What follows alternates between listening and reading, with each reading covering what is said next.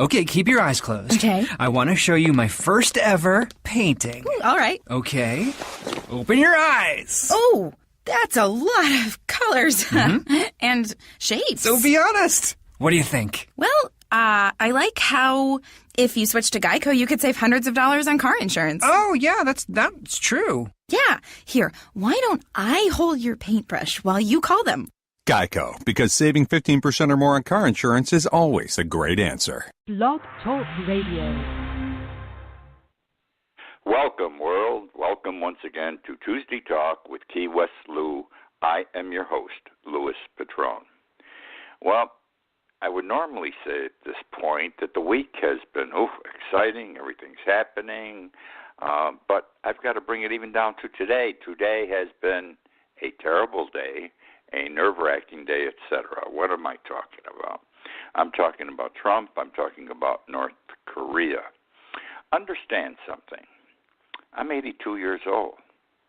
I was in school. Russia was a threat every day to the United States from the end of World War II to 1990. I was in school in the 50s. I was a lawyer raising a family in the 60s, 70s, and 80s. But every day, over our heads, we had that feeling, that uneasy feeling. Are we going to go to war with Russia? Are we going to have an atomic war? We called them atomic bombs then, not nuclear weapons as they are today.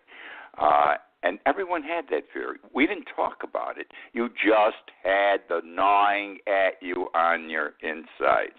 Well, I haven't had it since the Berlin Wall came down and the Soviet Union fell apart till today. I've got that feeling again today, and I'm concerned. And I'm not saying this in a negative fashion about our president, because I'm going to say this right now. I am opposed to Donald Trump. I think he's inept. I think he's incompetent. I even question his mental stability. But he is our president, and at a time when there could be conflict, then we have to stand together behind our president because he is our leader. And we ain't going to change our leader at this particular time. So we're stuck with him, and we all have to give him our support with regard to this issue of North Korea. Now, Trump starts this morning threatening, and I don't know if this was the right thing to do, but if this is his judgment, then I support it. Fire and fury, power, the likes of this world has never seen before. Wow. I got to tell you something. Joseph Stalin, Khrushchev, Gorbachev, none of these guys that were the head of the Soviet Union ever talked like this, nor did any of our presidents talk like this in retaliation. Those are fighting words, and those are Donald Trump's words, and I don't know if they were the right thing today, but this is the way he wants to handle it. He's our leader. We've got a problem. This is Trump's first major test as president. We're going to find out if he's presidential timber when we find out how he handles this thing, okay? I wish him well. I sincerely do. I think he ought to get off the we're going to beat you up kick, because that nut in North Korea, he's always going to beat everybody else up, but he never beats anybody up. But you never know. He's got nuclear warheads now. All I know is this. If Trump screws up, many will die. Having said that, I want to move on to Hiroshima. And it's a good topic to come up with tonight following what's transpiring between the United States and North Korea. Hiroshima, you will recall, August 6, 1945, the first atomic bomb was dropped on anyone.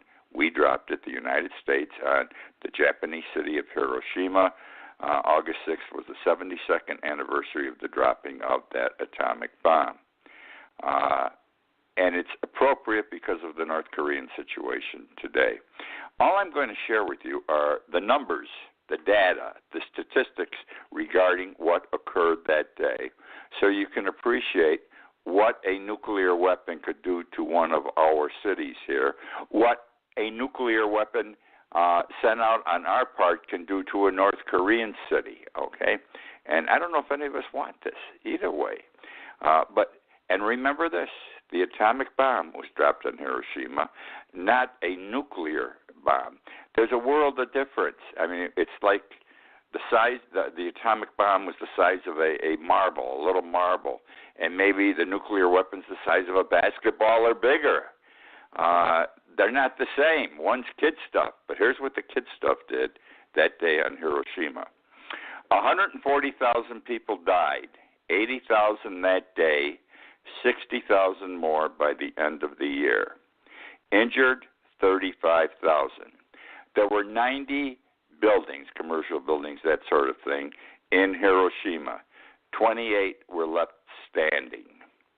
There were 200 doctors in the Hiroshima area. After the bomb fell, there were only 20 left alive and capable of working. Out of 200 doctors, only 20 left alive and capable of working. There were 1,780 nurses. After the bomb fell, only 150 were left to tend to the sick and dying. Now, same results 3 days later over Nagasaki. Is this what we want today? None of us want this. And I don't want us in a pissing match with North Korea. It's called diplomacy. We've kept them at bay through several our presidents with diplomacy. I don't think anyone from China to Japan to India to Pakistan, no one wants a nuclear war. But with this nut out there in North Korea, you don't know. And unfortunately, with all due respect, and I support my president as of today with regard to this issue, he has not really exercised diplomacy with North Korea because he doesn't know diplomacy. His staff, he's got, I don't know how many jobs, 37 top jobs after the Secretary of State that have not been filled yet. He wants to cut the budget in the State Department in the new budget by 35%. You need these diplomats. They know how to talk to these nuts on the other side. But that's what happened in Hiroshima, and it would be worse if it happened here. It would be bad if it just happened as it did in Hiroshima, but we know it will be worse. We're into the hurricane season here. We haven't been threatened yet. But I got to tell you, the way it's been raining lately, summertime is rain time in Key West. And yesterday and today, it rains and it rains. It rains for an hour, it doesn't rain for an hour, and then it comes back again. And every time it rains, it pours. And as I said yesterday, I wrote yesterday on my blog, if there was a wind, we would think it's a monsoon or the beginning of a hurricane. Fortunately, there's no wind, because when the hurricanes come, the rain doesn't drop vertical, it's horizontal. You actually see the rain going by you in a horizontal line. Anyhow, we've only had really two major storms so far, not in Key West. We've had two tropical storms, one on the Gulf Coast around Tampa, I believe, and that was nothing when it came in, just went across Florida and dissipated. It was a lot of rain. There's one right now down in the Yucatan Peninsula that they've been watching for several days. This was supposed to be a tropical storm. It hasn't hit yet land, but it's now said it's projected it might turn into a hurricane by the time it hits land. Now, how do you best describe a hurricane? And that's why I'm bringing the issue up also. Do you remember the movie Key Largo? Humphrey Bogart, Lauren Bacall, Edward G. Robinson, Claire Trevor, a lot of big stars. And Key Largo is the first large key after you leave mainland Florida coming down here. And Edward G. Robinson played a big-time gangster. He was the boss, mafioso type. And he had several of his cronies with him. And one of the cronies asked one of the other flunkies, what's a hurricane? I don't know what a hurricane is. And this flunky said it, and he said it well, and I quote, and this, my friends, is what a hurricane is. The wind blows so hard, the ocean gets up on its hind legs. The wind blows so hard, the ocean gets up on its hind legs and walks across the land. That's exactly what a hurricane is. Anthony Scaramucci. As you're aware from last week's show and my writings in the blog every day, I did not like Scaramucci. I thought he was a poor choice to be. I think he was going to be director of something or other, communications director. He only lasted 7 days. I was ashamed that he was Italian because he acted like a buffoon, okay? But in any event, he lasted 6 days. He wasn't even sworn in, and he got fired after 6 days of work. Now, some days you just can't win in this world. Whether you're Anthony Scaramucci, you're Louis Petrone, or you're anyone else, you people that I'm talking to, some days you just can't win. We all have had days like this. Now, here's the story with Anthony Scaramucci. He's fired as Trump's communication director. All right? That same day, I'm laughing, I can't help it, he went to Harvard Law, by the way. He's a graduate of Harvard Law. He receives Harvard Law's alumni directory, law school alumni directory. It had just been published 3 days before. He got his copy, and his name was listed in there, but he was listed as dead. So the law school's alumni directory comes out, and he's listed as dead. This is the day he got fired. Well, it would bother me a little bit that my name wasn't listed properly, especially after all the notoriety I got in those 6 days, which some of it could be helpful. Harvard, of course, apologized to Scaramucci and said they were sorry and they would correct the error in the next edition. The only trouble, and I'm laughing again, the book, the directory is only published every 5 years. And he has to wait 5 years before it's corrected. So some days you just can't win.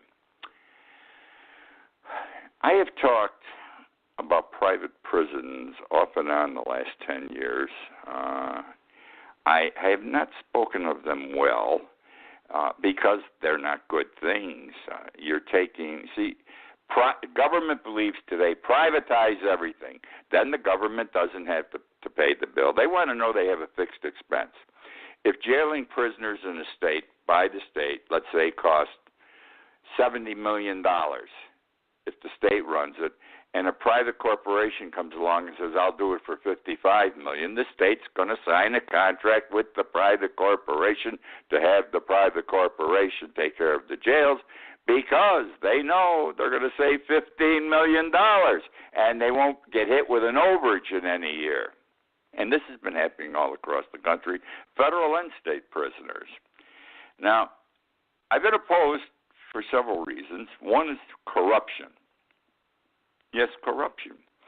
You have to understand, the jails are paid by the number of people that go in, the number of beds that are filled. So if you have a $170 million contract, and that means that they're going to get enough beds filled per night to make $70 million. They can have more beds filled and make more money.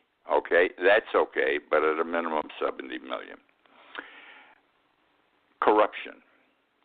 What kind of corruption? Well, you have to understand. You've got the state paying the bill. You've got counties paying the bill. You've got cities paying the bill for the prisoners who go. Everybody's got a piece of the action they have to pay as part of the contract. The money comes out. Now, fines went up big time in city courts because they had to bring in money. They got stuck with part of this contract. But it's a fixed figure, and everyone was happy. About 10 years ago, and this is when I got into private prisons and got concerned, 2 family court judges in Pennsylvania. They took care of judges and family problems and kids. They not judges. They took care of kids, school kids, and they were sending a lot of kids. I'm talking grammar school, high school, to jail. Not for a long time. 2 days, 3 days, 5 days. An A student, they sent her for 3 days for talking back straight A's to her teacher, and she got 3 days in the can. She needed a psychiatrist afterwards. And people said, geez, this is all of a sudden all these kids are going to jail. Well, it was found out. It took 10 years for them to catch up with these 2 judges. But they were getting kickbacks by the jail, each of them, these 2 judges who were taking care of children. They were getting kickbacks and to the tune of, over a period of 10 years, each one $1 million. They are now doing 20 years in jail, and properly so. So you have the problem of corruption. Just because a man's a judge doesn't mean he can't be corrupt, he can't be tempted. Then the prisoners were treated poorly. The food wasn't as good as before. They're not getting proper medical care because any buck the private corporation can save, they're going to save, even if it's to the detriment of the prisoner. Okay. Not a healthy situation at all. Now there is a jail, a private jail in Estancia, California. Been in business there for 30 years. It is the biggest business in the city of Estancia, and maybe in Torrance County where it's located, it's known as the Torrance County Detention Facility. 30 years, this private jail. Well, they sent out, it was announced yesterday, they sent a letter out to the federal and state people who provide the inmates that unless the number of beds were increased, which means the number of prisoners increased between now and 45 days, between now and September 23rd, they were closing down the jail. All right? It turns out that recently business hasn't been good. They're set up for 500 inmates, okay, a year. They don't have 500 inmates anymore. They're only getting 200. And that makes sense that they're 300 shy because for the last several years, state and federal governments are saying, we don't want to send everybody to jail anymore. We're overcharging people. We're overjailing people. And it just costs too much money. You know, it costs like something like, you go to jail, say, in a state jail, it's $85,000 a year if the state's paying per inmate. Where the hell are you going to get all this money? We got to save a buck. So they have been trying to keep people out of jail and putting them on probation. Now, can you imagine what the political pressure is going to be now on judges and prosecutors to send more people to jail that normally in the past few years they would grant probation to and keep them out of jail? Not right, not fair. The other thing is, this particular jail is owned by the Corrections Corporation of America. They are the second biggest private prison company in America. Let me tell you something. These prison companies have the highest paid lobbyists in Washington and in state capitals. Did you hear me? The highest paid lobbyists. Because this has been a gold mine for 30 years. And if any of these companies were public, you should have bought stock in them, okay? It's already been determined that if Estancia closes down the Torrance County Detention Facility, the city will immediately lose $1 million in taxes, all right, and also another $250,000 in utility fees. That's only the beginning. Think of the peripheral fallout. The local businesses that won't, if you're going to put, there are 200 people that work in this facility who live in the Estancia area, and if they're not working, they're out of a job. They're not going to buy clothes. They're not going to go to a restaurant to eat. They're not going to go to movies, see a picture. Everybody gets hurt. And the private prison here, operated by Corrections Corporation of America, is throwing the gauntlet down. I'm interested to see what happens and how it happens. It would be a shame if they met their commitment, the government, because to do that, they've got to send people to jail who should not be going to jail. Want to talk about teenage suicides. Teenage suicides. A Harvard study came out last week covering 2007 to 2015. I'm sorry to say that teenage suicides, I'm sorry to bring this to your attention, are up dramatically in that time frame, 2007 to 2015, especially with girls. Suicides are at an all-time high. They have doubled from 2007 to 2015. The number of girls committing suicide doubled. Not with teenage boys. They're only up 30%. Two reasons are given for this increase in suicides of teenagers, by teenagers. One is opiates and heroin overdoses, and we can understand that. These kids are getting hooked. Adults are getting hooked. Forget the kids. Adults are getting hooked. Our society has gotten hooked on opiates and heroin overdoses. The other thing is there's still lingering effects of the 2008 recession. And that makes sense, too. because the jobs that came back are poor-paying jobs. They're not the great jobs that used to exist. These kids, they just know. They just know that if I go to college and spend all that money, I'm not going to get a good job. They read all this stuff, which is true. College graduates with a BA or BS degree, they're lucky if they get a job beyond McDonald's. And so that bothers them also. They're taking these things too seriously in that regard, the children. But there's a problem out there that we have to deal with, and it's teenage suicides, which are up dramatically. We read, see, hear constantly about police officers and all the terrible things they're doing the past few years, especially to blacks. And I've been on the backs of police officers because I think it's wrong the way they're shooting them up. They're shooting black people up and killing them. And then they're getting off on these trials because over the years, the police lobby, everything's a lobbyist, my friends, have had laws passed which say, well, if the police officer thinks he might be in danger, he doesn't have to really be, and he shoots somebody, then he's not responsible. Well, that's bullshit, okay? And you can see what's happened. A lot of black people have been killed. But the police officers are there to help you and me also. They're just scared for their own lives, I think, because this whole black-white situation is totally out of hand. And a lot of them do good. I think all of them do good till they get mentally screwed up and pull this, press the trigger at the wrong time. There's a police officer by the name of Ramon Morales. He's 27 years old. He's a former Marine. He's only been on the police force 10 months. He's being described today as a hero. This past Sunday morning, Morales was driving the police vehicle around at night, and he was flagged down and told that there was a woman sitting on railroad tracks nearby. He drove swiftly down the road, and as he got to the tracks, the crossing arms came down, which meant that a train was on its way, a train that did not slow down at this intersection. Morales saw the woman sitting on the tracks. He ran over and he pulled the woman off the tracks just as the train went speeding by. The woman wanted to know, poor lady, she wanted to commit suicide. She wanted to know, why did you pull me off the tracks? She was upset with him. Now, while all this is going on, the camera and recording device on the dashboard of the police car are facing this incident, purely accidentally, but they're facing it. So all this is on camera, her comments and what he did. Turns out Morales is really a hero. He didn't realize that the train almost got him too. It was that close.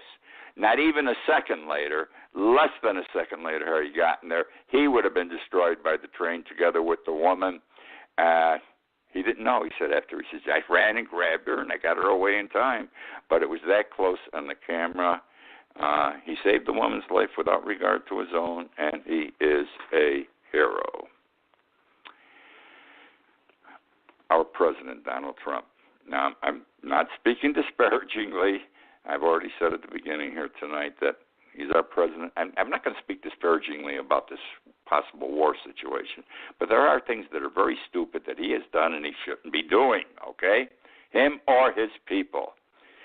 We all know the Secret Service has, I don't know how many Secret Service men who are out there protecting the president 24 hours a day, the president and his family. Now, the president lives in his home, is Trump Tower, though he hasn't been there yet since he took office. And the law says that the primary residence, and Trump Tower is the president's primary residence, mandates Secret Service protection, even if the president isn't there. Well, the Secret Service took a condominium underneath the huge Trump condo. They took a smaller one for their offices because they got to be next to him 24 hours a day. Problem arose. The Trump Towers is operated by a Trump company known as the Trump Organization. It's so big it has its own law firm internally. Well, the Trump Organization and the the Secret Service could not get together on what the rent should be. Guess what? Trump Organization this past week evicted the Secret Service from the Trump Towers, the place where they were to protect the president and his family, because they could not agree on the rent. The Trump Organization says you have to go, and Secret Service packed up their bags. They got booted out. They placed a trailer. The Secret Service now is operating out of a trailer on the sidewalk in front of Trump Towers. Now, it all had to do with money. And you say, well, gee, how much money could be involved? Well, let me give you an example. With all due respect, I think he's a pig, Trump, when it comes to the way he charges for everything. The Pentagon, by law, is required to have an office for its military staff close to the president, just as the Secret Service must be for military decisions that have to be made, okay? The military last week closed their leasing agreement with the Trump Organization for a condo in Trump Towers. $130,000 a month. Wow. $130,000 a month is being paid for I don't know how many rooms for military officers to be on site with proper equipment so they can operate hand in hand with the president if required. $130,000 a month. Secret Service is out on the sidewalk. What bullshit. I've talked about Trump lying. Last week I did it in a religious vein. I forget, I think it was Proverbs 17 or something.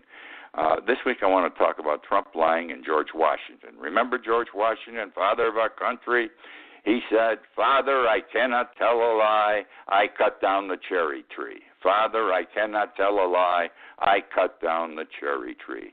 We all learned it in school, in grammar school. And, the message was, tell the truth. And we learned from that as kids, and it stays with us. You should always tell the truth. George Washington did. He cut down the cherry tree, and when his father wanted to know what happened, he says, "Father, I cannot tell a lie. I cut down the cherry tree." Well, I'm just raising this because Trump maybe never learned this in grammar school. I don't know. But he doesn't understand. You've got to tell the truth, and he does lie. Now, the interesting thing, or the oddball situation arising out of this, that story about George Washington is totally false. There was an author, a novelist by the name of Mason Locke Warren. It's 1806, all right? He made up the story. He wrote a book, and he was trying to sell his book, and he put some stories like this in that weren't true. And the people knew they weren't true, but they found them humorous, okay, at the time. But over the course of a couple of centuries, we have come to accept, "Father, I cannot tell a lie. I cut down the cherry tree." I wish Trump were more truthful. That's all I can say. Where are we going here? Stephen Miller. How I dislike Stephen Miller. He's an aide in the White House and that group in the West Wing around the president. This past week, he's in there because of Bannon. He's officially an aide to the president. He's in there because of Steve Bannon.